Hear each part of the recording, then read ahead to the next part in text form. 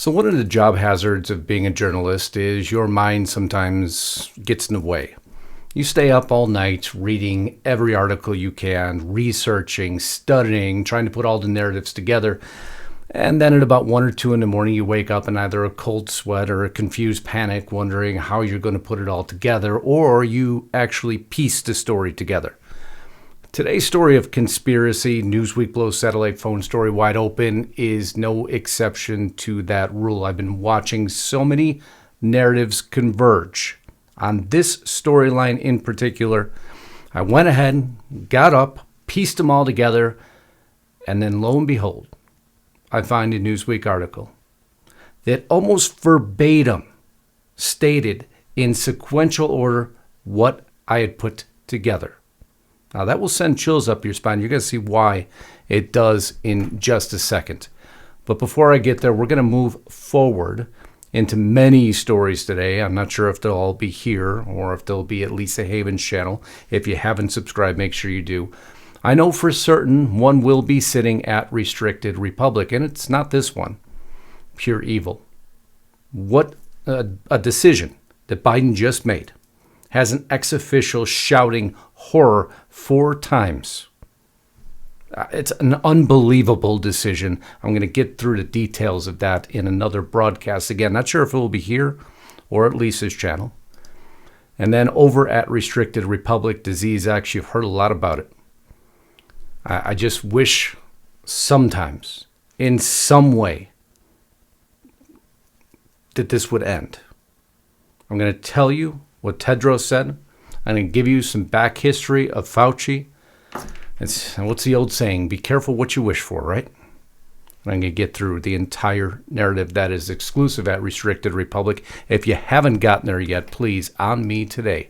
Real journalism. $3.99 a month for 2 years, plus 14 days for free. That audience there is growing daily. Community page is growing daily. And the reason? Because we have no commercials. No breaks whatsoever, no sponsors, no corporate money. We and our audience decide what's on that platform. We're going to be doing a live broadcast this Thursday. Lisa and me, 6:30 p.m. Pacific time. If you want to enjoy that, again, real journalism, monthly checkout, $3.99 a month for 2 years, plus 14 days for free. Get over there today. Enjoy it. I promise you it's going to be very eye-opening because we allow live chat and questions that everyone can see. We never have anything to hide. And if you want something a little bit more lighthearted, and after today, I think you probably may need it, is We're Forked Up. Funny name, cute little name, but actually it's us escaping from this reality and sharing our experiences with you. The video catalog there is growing daily, and best part, it's 100% free. So come enjoy with us. Come dine with us. Come get entertained, because trust me, some of the things that Lisa say will just simply make you laugh. That's why I adore her. But without further ado, let's get back to this broadcast. Some major stories. You've heard this one. Senators issued satellite phones, offered demonstrations on upgraded security devices. The story goes on to state, amid growing concerns of security risks to members of Congress, more than 50 senators have been issued satellite phones for emergency communication. People familiar with the measures told CBS News. The devices are part of a series of new security measures being offered to senators by the Senate Sergeant-at-Arms. I read her dissertation. They are also hardening their offices and assuring all security parameters are intact. Of course, all of this being blamed in part because of January 6th.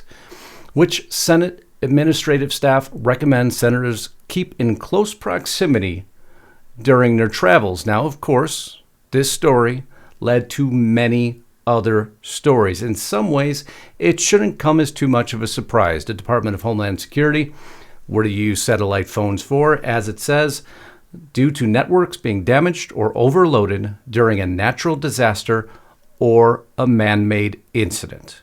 Of course, that got many people reeling immediately. What are you speaking of? And there's many stories happening right now that are, well, suspect or unfortunate in timing.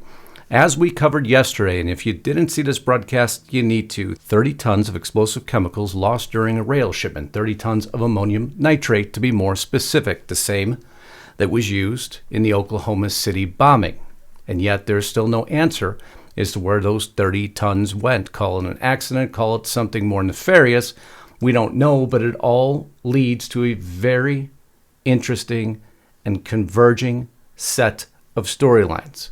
Almost in unison, you have the U-Haul truck that rams towards the White House. We're starting to get more information out of that. A U-Haul truck, a Nazi flag, and threats to kill the president. What we know about the White House crash. Well, we now know who the suspect in this case is. They finally released a photo. But again, converging storylines. We have 30 tons of an explosive missing. We have a breach of White House security. We have satellite phones going out to senators, but not done yet here. In testimony before the Senate Appropriations Committee last month, Senate Sergeant-at-Arms Karen Gibson said satellite communication is being deployed to ensure a redundant and secure means of communication during a disruptive event. Now that, again, has led to many storylines. What disruptive events? What do they know that we don't? Or are they simply preparing just out of an air of precaution? I look forward to your opinions on this because I'm sure you, like me, have many. She goes on to clarify, the phones are a security backstop in the case of emergency that takes out communications in part of America. Now we're probably getting a little closer. There's been many things that they have talked about that could happen to not only the power grid, but the communication grid. She also opened an office for demonstration space. Demonstration room offers exhibits about a duress button, mail screening devices, and safety glass to reduce the risk of attack. Now, my question, of course, and yours should be, does existing security or presidential security or congressional security not already carry satellite phones? But now the senators themselves have to have them. Of course, they were offered them 100. 50 have so far accepted it. They have to have them in their hand. This is where things get even more unique in this storyline. In April, the House Sergeant-at-Arms, William McFarland, told legislators there is a robust participation in a program to help House members secure their home residence. Now, we obviously know what that's coming off of. We've seen the Paul and Nancy Pelosi story. Assailant tried to tie up Paul Pelosi in a home attack and shouted, "Where is Nancy?" And he was able to access that home very easily. Again, major cause for concern if you were a congressional member, obviously. Where was security? Why didn't they react? And how was it so easy to access that home? We've also seen it in the case of Supreme Court justices. So there is some validity, but we're not done yet. Many stories swirling around about different man with baseball bat attack staffers at Republican Gary Connolly's office, police say. But see, this story all leads to one. And it leads to a NEWSWEEK story that they just put out. And I'm going to wrap this all into that story in particular. These are the conspiracies that are swirling around right now. And it just so happens, at the very same time, Hillary suddenly stabs Biden right in the back. His age is a very legitimate issue, she states. Now, why now would she come out and say that? Right after we find out that the investigation into her foundation was stopped when Biden took office, and all the documents were returned or destroyed. Now, another storyline out there. How would a cyber attack affect an election? Well, it affects a lot more than an election, but we just seem to stay focused right on that point. But nonetheless, senators being issued satellite phones.